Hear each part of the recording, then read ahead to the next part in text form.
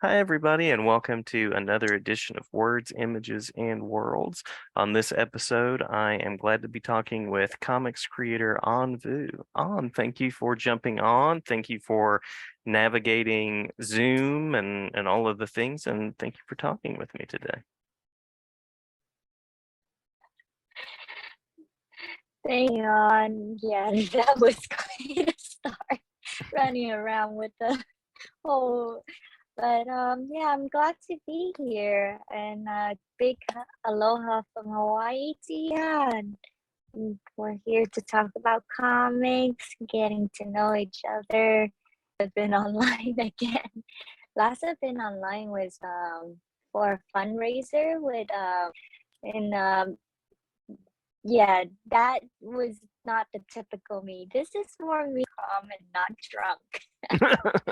That is Yeah. good. That is good. Yeah. Yeah. Glad you found a space where the signal is strong, and yeah, I'm envying you being in Hawaii. But nevertheless, you have several works out there and more on the way. So, what led you to the world of comics? I was born and raised in Vietnam, and then my parents remarried, and my dad was stationed. Started out being heavily influenced in manga.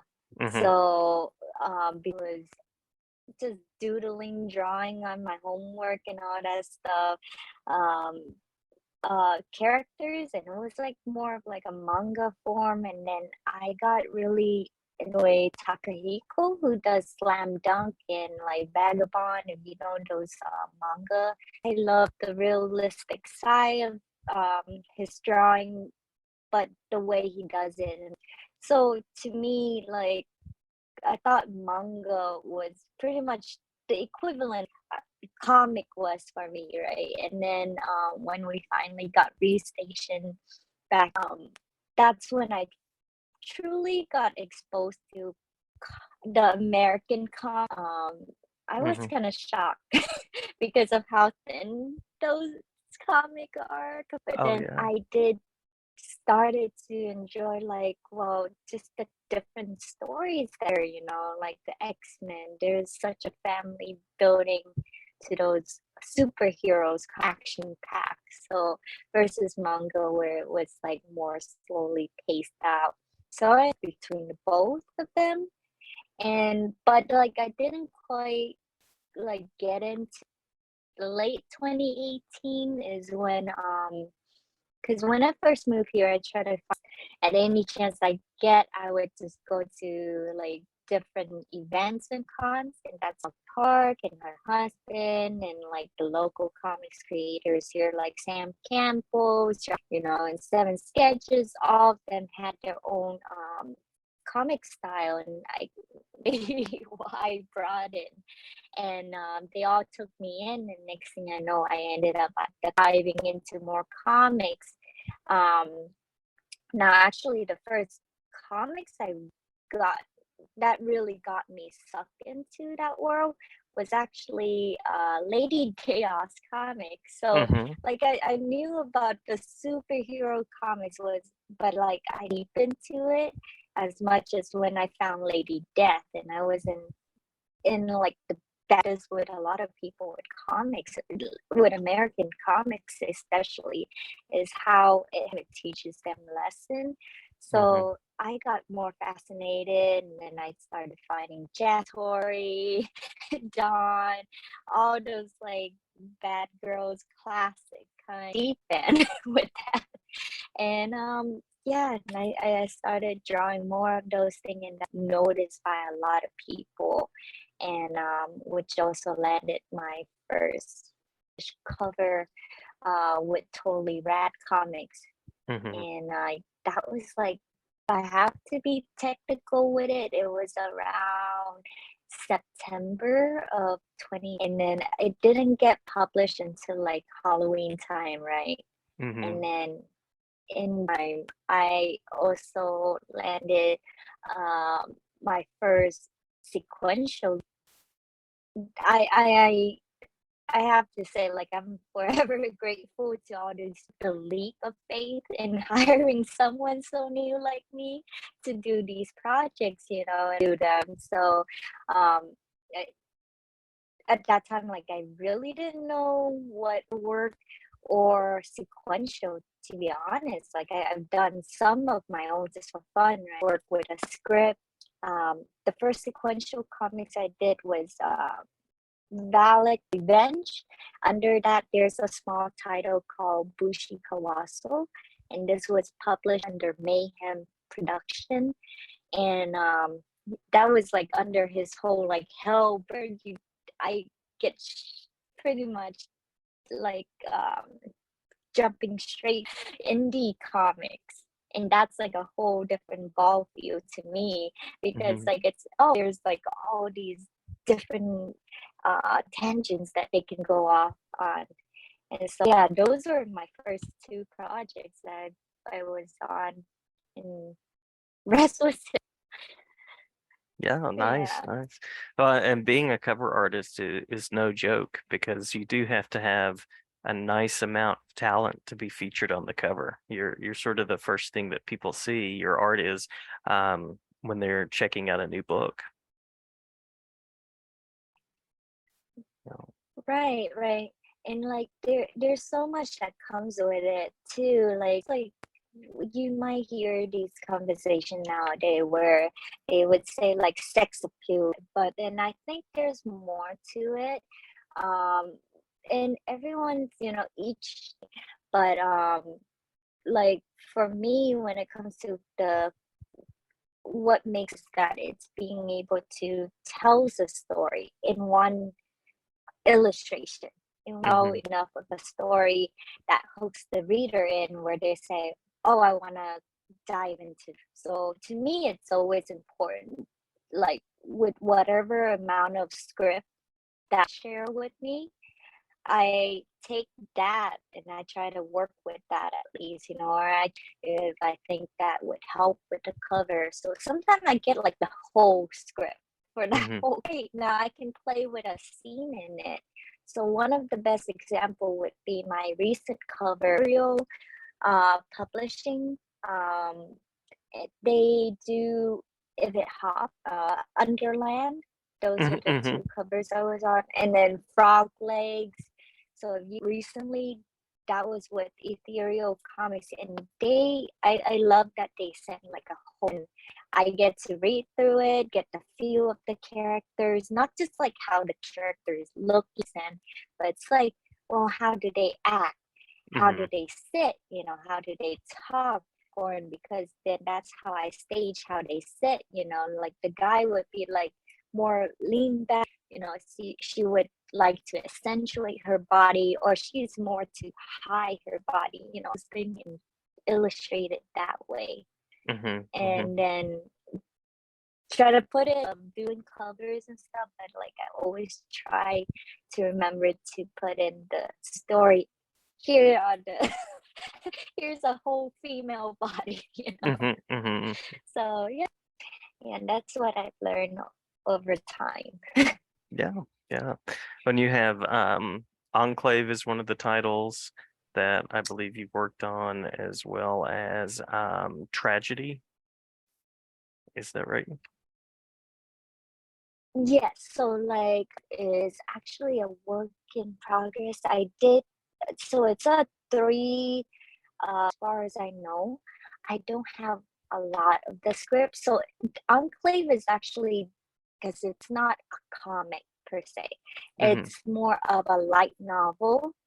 Oh, nice, nice. Would Yes. So that's actually one of my dreams, um on the an actual light novel, and like do the illustration page, actually one of my dreams, and I didn't think I'll land that so quickly, but being ESL, right, English as my second language, Hmm. I'm the library for most of my childhood. I love going there and picking up classic literature with the white spine and like the big bold red letters that's saying like Tom Sawyer, Mhm. Jane Eyre, those guys. And then when you go through those great, illustrations in there, and I always remember, I think I also pick up how I do my line works and why I'm drawn to certain artists. But one that's really I love so much is Nestor Redondo. Ever look up his lines, his inking line. I think he unfortunately passed away. He's like one of those classic like Filipino ghost artists or back in the artists at Marvel and DC. But like Mhm. his inking line works, it reminds me of those illustration. I love it so much. But Enclave is, yes, one of those light novel, and it's about pretty much a dystopian world. Mm, mhm. Um, and I get little segment of this complete picture for me, and I have to work off of it actually. So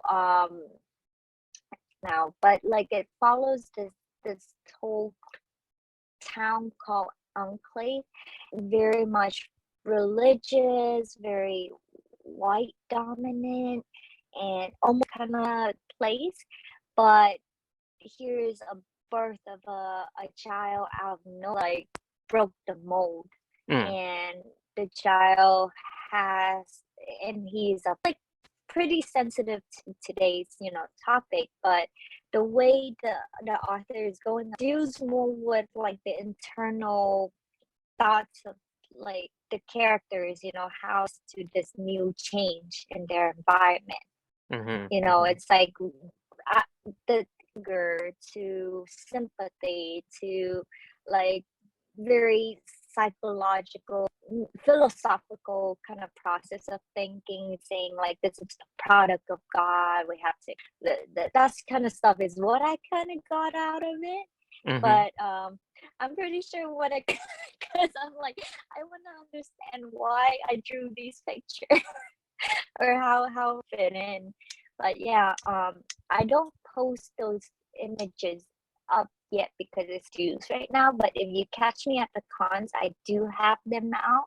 That way I can kind of like bring watch out for Enclave. Mhm, But mhm. I'm currently working on the second book, and compared to my first batch of illustration, this one is more based on like each character represent a certain mindset, like God's will. One that is finding God's will. One is trying to be God.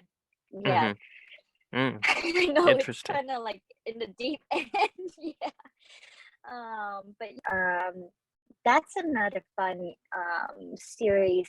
I did pretty much the cover work for Phil Russert, but like a lot of these guys that I introduced to me that I found um are we built more, and then I just saw like for Phil Russert's his story, his book just passing by, and he was pitching it on his videos and US live broadcasts. He's always like very passionate, saying like, this is my book, a girl who's fighting for her freedom and trying to becoming herself, and good daughter to a dad who's like a mafia boss, and an assassin, and she's so powerful, but yet she's too, and she's just following her dad's will. And this is not even her true story in it. I was Mm. like, oh, this sounds fun. And then he puts out a call for artists starting, being a new artist. You kind of just dabble into everything, and I think this is good for any new artist coming in. If you see a project, getting paid is important, but when Mhm. you're starting out, you want to have something to show. Find a deal with someone that is fair to you. So Mhm. for me, like, right? and I see that this is the prize for it, I say, "Oh, I'm okay with that." And Mhm. then they like it and I win the prize. But also after that, continue to watch the story where it goes, and then I turn in. That's where, a lot of writers that I talk to, they don't want people to submit beautiful artwork, but also like they need artists to also connect. You're not connecting with it, you're not really delivering the best that you could, right? Mhm. So a long um connection with film research and his story, continue to work on tragedy, whether it's like through small commission that I send in, like just the cover work, but Mhm. things like that have happened. um work like with was it and then I got onto Night Wolf with Rob Moved. That one was fun too. Mhm. With the Night Wolf cover. Um but I've done like over 20 projects right now. So It's it's pretty it's kind of prolific. hard. Yeah, in a year, I am very grateful. I really do consider myself still pretty new industry, even though like I've had some history and like kind of been around, but like, like it's only been a year Mhm. Mhm. that I've done, and like a chance on me. I'm terribly grateful for.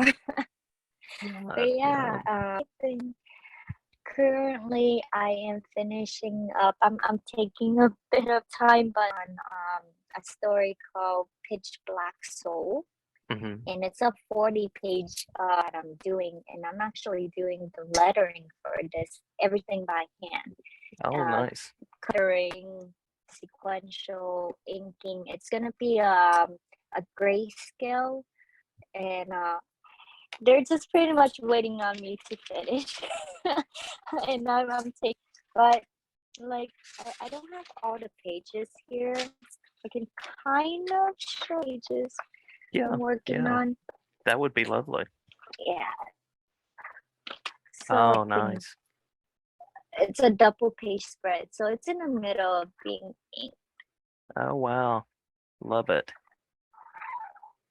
So what this actually a girl named Ellie, and she has this superpower where it's also her weakness, because if she is right, um or like feel like she's being attacked, she mist and smoke coming out of her pores and glands. Wow. um if you're within any distance of it, you get evacuated, you're dead. Huh. And she doesn't know why she has those power, and there are those hooded figures. They're the one that are chasing her and know why. So she's finding out. These 2 pages are actually double page the story of a guy and his family. This guy, his name is Amani. He's Mm. the one that's helping Ellie out. So like the double page spread is actually talking how he ended up knowing these hooded figure, and like what they both, a little bit of a gruesome part in there. But Yeah. yeah, Yeah. so those are like some of the stuff I work on, and like the way I work through the pencil sketch, and then go to like, so it's just like the pencil sketch or a Mhm. copy of the pencil sketch that I edit it, Wow. and Yeah. yeah. Wonderful.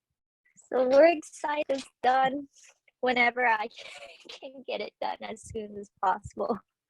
Yeah. But It's a yeah, time-consuming this year process. it like just trying to also like with being like that's like taking on gigs, right? In the gigs economy, Mm-hmm. you do have a balance. um I take on projects for the most part because like story, and I want to in a sense feel like I'm collaborating with them and working with to give a fair price with everybody, right? Mm-hmm. And whatever time work on it. So time, you hear that with a lot of artists. That's like a main concern. But then like also in the middle, in between, I'll work on different projects or like work on stuff to get ready for cons, right? So upcoming, I Lulu Comic Con um over here, and that's in beginning of August for that as well. um so that's taking up some time, but like I'll do things off that people have been seeing the cut on the sleeve, Mm-hmm. so Mm-hmm. I work on the um but yeah, and then I work on blank sketches for people. This year I'm taking a break from doing a lot of the convention. Yeah. um yeah, last year was my first time going we call it the mainland over here, so because we're on an island. But last year was my first year going to the mainland, meeting more people and folks that I admire and never like thought I'll meet in person. So one artist, Olivia the Bardinis, Mm-hmm. I think um she's known as like the cheesecake artist that way. But if you ever look at her work or you know her work, she is actually a fine art artist, and she just depicts like girls and like all kind of but there's a way she does it that I just love. Mm-hmm. um and then influence, and then I love Pepe Gonzalez or Jose Gonzalez. Mm-hmm. um in those poster with like Vampirilla with her hand out and the bat on it, Yeah. that's him, the one who came up with that iconic look. And like love him. If you see Poison Ivy on my site, on my Facebook page, that soft look, I think like for me, when it comes to my important thing is how I can convey certain feeling to. Mm-hmm. So the way a girl's smile is soft, you know, that little bit is, it's not like exaggeration, but just even like a little tilt in feeling, and I want to convey that to people. So people like Olivia and Pepe Gonzalez. Other than that, I love Esteban Murado, Mm-hmm. Nestor Redondo. I forgot his last name, Topi, and it's all like very European Spanish artists that I'm into. Mm-hmm. Yeah, Mm-hmm. but yeah, yeah, people have been like wondering like what my style now. I just know like I love a certain look, you know. Mm-hmm. So storytelling is big though Yeah. in Yeah. any of my work. Yeah. Uh, I love comics as a visual storytelling medium and practice, and love seeing some of the work in development. So thank you for sharing that. Any You have a website, so we should mention the website. Um, any other spots on social media that you'd like to mention where people can follow your work, contact you for information and things like that?